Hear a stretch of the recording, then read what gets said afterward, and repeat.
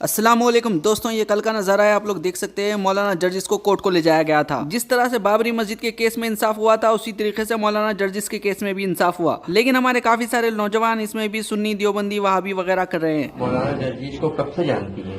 मैं मौलाना जर्जिस को 2 साल से जानती हूँ। बिहार से आई हुई वो लड़की भी बैठी हुई है जिसका नाम निगाह परवीन है और जिसके द्वारा एप्लीकेशन दी गई थी। कभी तबलीग कर रहा है कहकर एक मौलाना को जेल होती है तो उसके दूसरे फिरके वाले मजे लेते हैं। वहीं दूसरी जानिब किसी की इज्जत के साथ खेलने के लिए एक मौलाना को जेल हो जाती है तो दूसरे फिरके के लोग मजे ले रहे हैं। हमारे नौजवान कभी भी समझ नहीं पाएंगे कि डिवाइड एंड रूल पॉलिसी क्या होती है। ये तो सिर्फ फिरका परस्ती करते रहेंगे। मौलाना को 10 साल की सजा हो चुकी है। मौलाना अभी हायर कोर्ट को जाने वाले हैं। लेकिन हमारे लोग क्यों डिवाइड एंड रूल का शिकार हो रहे हैं? क्यों एक दूसरे के फिरके को गाली दे रहे हैं? क्या तुमको ये बात भी नहीं पता? मुनाफिक की कई निशानियों में से एक निशानी ये भी है कि वो गाली देता है। मौलाना जर्जिस का कहना है कि ये तो उनको फंसाया जा रहा है। क्या कहना है उनका, आप खुद ही सुनिए। मैं नहीं चाहता था कि मैं कुछ बात अपने मामले को लेकर बोलूं, लेकिन मुझसे हमारे पीछे बैठे हुए एक साहब कहने लगे, नहीं मौलवी साहब, यहाँ बड़ी गलतफहमियां हैं। तो अब गलतफहमियां जिसके अंदर है तो उसको तो हम दूर कर नहीं सकते, वो तो रहेंगी तो रहेंगी। लेकिन तसव्वुर कीजिए मेरे भाइयों कि इतनी जल्दी इंटरनेट का जमाना है और मैं शुक्रगुजार हूं बनारस की जमात का, मैं शुक्रगुजार हूं वहां के लोगों का। यकीन कीजिए, एक शख्स से हमारी इटावा में राजनीतिक लड़ाई कह लो, सियासी लड़ाई कह लो, ये 10 साल से चली आ रही है। बदकिस्मती से वो भी मौलवी है। नाम लेने की जरूरत नहीं है, आप लोग समझ गए होंगे। और उसने अपना वो चोला बदलता रहता है। मऊ में भी आया था, उसको देवबंदी लोग बुलाते हैं तो वो देवबंदी बन जाता है, बरेलवी बुलाते हैं तो वो बरेलवी बन जाता है, शिया बुलाते हैं तो वो शिया बन जाता है। इटावा में जैनियों ने बुलाया तो वो जैनी भी बन गया। और यहां शिवलिंग बनते हैं, वहां जाकर वो माथा भी टेक लेता है और वो टीका भी लगा लेता है। उसको पैसा चाहिए एनजीओ के नाम पर कि मैंने इतने गैर मुस्लिमों को मुसलमान किया, मेरा इतना बड़ा एनजीओ चल रहा है, इतना बड़ा मदरसा, जबकि सब झूठ है, सब फराड है।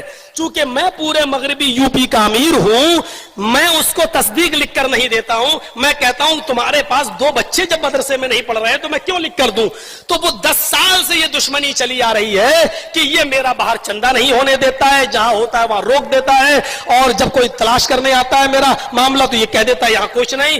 तो बहुत से मामलात में उसने हमें फंसाना चाहा, लेकिन जब कोई दाल नहीं गली तो उसने बनारस की एक लड़की को, जो दिमाग से पागल है, 6 साल से उसका दिमाग का इलाज चल रहा है, वो फजर की नमाज पढ़कर, फजर की नमाज के टाइम अजान के बाद वो निकलती है और इटावा का वो मौलवी 4 लोगों के साथ 4 4 व्हीलर यानी 4 पहिए वाली गाड़ी लेकर गोल गड्ढा पे खड़ा हो जाता है और उस लड़की को फोन करके बुलाता है। वो लड़की सुबह फजर की नमाज के टाइम पर गोल गड्ढा पहुंचती है, जलालीपुरे की रहने वाली है, और उस लड़की को टाटा सोमो में अपनी 4 व्हीलर गाड़ी पर बिठाकर इटावा लाता है।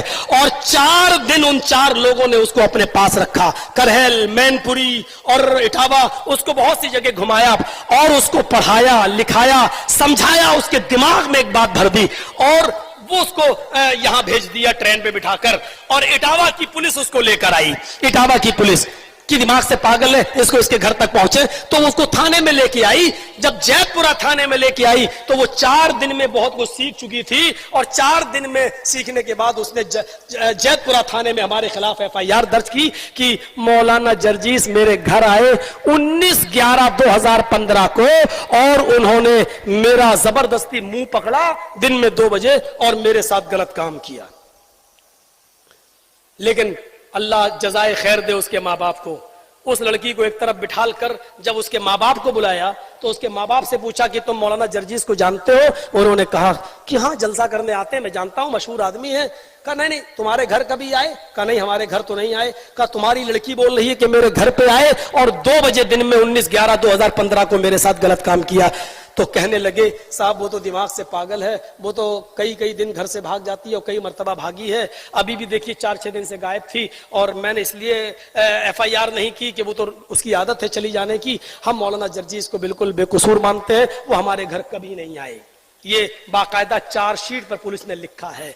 लेकिन लड़की के दिमाग में भर दिया या पैसा दे दिया उसको इतना, अब वो लड़की का जब 164 का बयान हुआ, कलम बंद बयान जिसको बोलते हैं, उसमें उस लड़की ने 15 दिन के बाद दूसरा बयान दिया। उसने कहा मजिस्ट्रेट के सामने कि मौलाना जर्जीस कभी मेरे घर नहीं आए, मुझे बनारस में जब जलसा करने आते थे तो मुझे होटलों में बुलाते थे और होटल में मेरे साथ गलत काम करते थे और मैं 2 साल से मेरे साथ जबरदस्ती कर रहे हैं।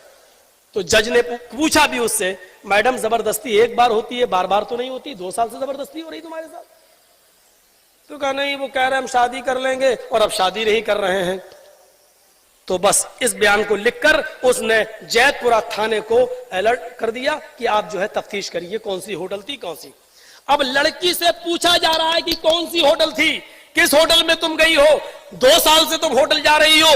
तो लड़की का बयान है जो चार्जशीट पर लिखा हुआ है कि मैं होटल जानती नहीं हूं, पहचानती नहीं हूं और अगर मुझे होटल तक ले जाया गया तो मैं होटल पहुंच भी नहीं पाऊंगी। अरे 2 साल से तुम जा रही हो तो होटल नहीं? कहा नहीं मैं नहीं जानती होटल कौन सी थी, मैं भूल गई। फिर उस लड़की का मेडिकल कराया गया तो मेडिकल में साफ तौर पर आया no live and dead sperm seen, जो हमारी चार्जशीट पर लिखा हुआ है और आगे भी लिखा है नो इंटरनल एंड एक्सटर्नल। ना उस लड़की के अंदर कुछ हुआ ना बाहर, यानी वो शादी से पहले जैसी थी वैसी ही है, उस लड़की के साथ कुछ नहीं हुआ।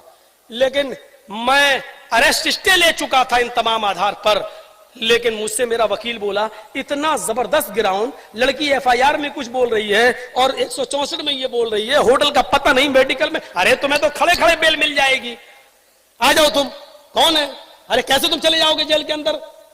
और मैं उस वकील की बातों में आ गया, हालांकि मुझे ना कोई पकड़ रहा था ना कोई गिरफ्तार कर रहा था। मैंने सोचा इस केस को खत्म करें, मुकदमा लड़ें और बाइज्जत बरी हो। लेकिन मुझे क्या मालूम था कि ये सारे काम तो ट्रायल में काम आएंगे जब मुकदमा चलेगा।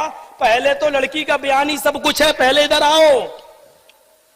और जैसे ही मैंने सरेंडर किया अपने आप को, वो मेरे खिलाफ इतने वकील खड़े हो गए और पूरा विश्व हिंदू परिषद, बजरंग दल, ये सब आसाराम अंदर जा सकता है तो मौलवी क्यों नहीं जा सकता, ये वो हंगामा ना, दुनिया भर की बातें शुरू हुई और मैंने अपने पैरों पे खुद कुल्हाड़ी मार ली और सरेंडर होकर मैं अंदर हो गया।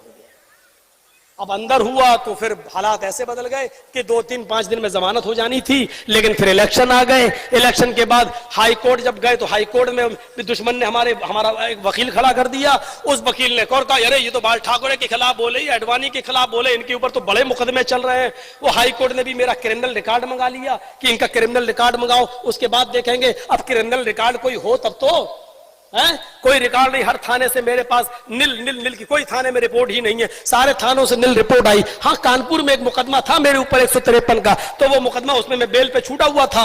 तो हमारे वकील ने बहस की, अरे 153 क्या, आजकल शराबी को शराबी कह दो वो एफआईआर करा देता है, जुआरी को जुआरी कह दो वो एफआईआर करा देता है, तो ये कोई मुकदमा नहीं है, कोई अपराध नहीं है। तो जज ने कहा कि भाई क्या बात, कहा भाई लड़की बालिग है, कह रही है कभी घर कभी कह रही है घर, मेडिकल में कुछ है नहीं, लिहाजा उसने फौरन बेल दे दी मुझे। अब जब बेल मिली मुझे तो अब मेरा दुश्मन फिर चौकन्ना हुआ, अब तो बेल मिल गई, अब तो जर्जीस भी मेरे खिलाफ कुछ ना कुछ करेगा। तो उसने फौरन कानपुर में जाकर मेरे खिलाफ कानपुर का वारंट जारी करवा दिया। अब मैं नहा धोकर बैठा था कि आज मेरी बेल हो रही है, आज मैं रिहाई है, बनारस से निकलूंगा। तो बनारस से रिहाई तो आई नहीं, मेरा वारंट और आ गया।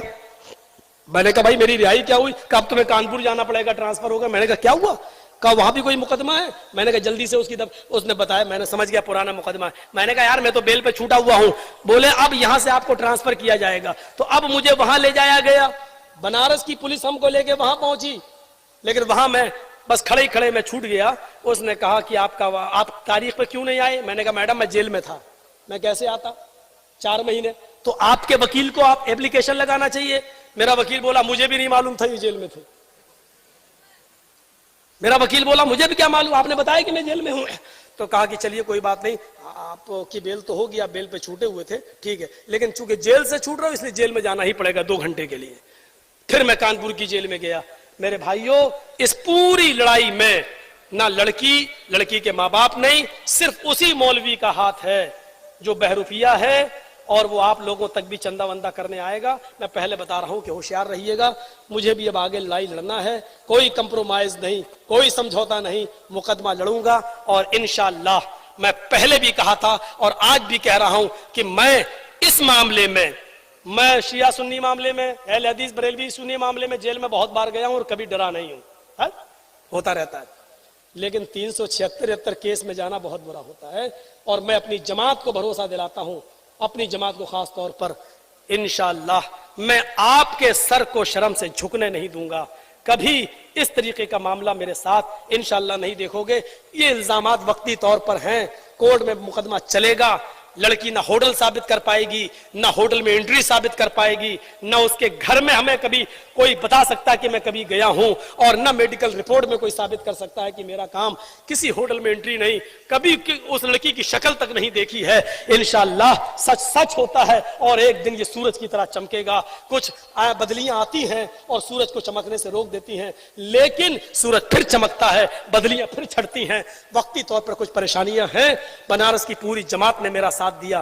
कल का जलसा भी बनारस में ही था मेरा, जलालीपुरे में, उसी मोहल्ले में जिस मोहल्ले का ये मैटर है। लेकिन हमने एक दो मौलाना का वहां से फोन आया मेरे पास, बेटा मैं तुम्हारे साथ हूं, लेकिन अभी जलालीपुरा थोड़ा छोड़ दो क्योंकि यही का मामला है। लोग ये कहेंगे कि मौलाना जर्जीस को इतनी जल्दी क्या है उसी मोहल्ले में घुसने की। बेटा बाद में 1 महीने के बाद कर लेना। उनकी बात मुझे भी समझ में आई और मैंने उस जलसे को मुलतवी कर दिया। अब वो रमजान की शब कदर में पहुंच गया है, लेकिन कल की ये डेट मैंने इलाहाबाद में नस्सू पहलवान को हड्डिया के लिए दे दी है।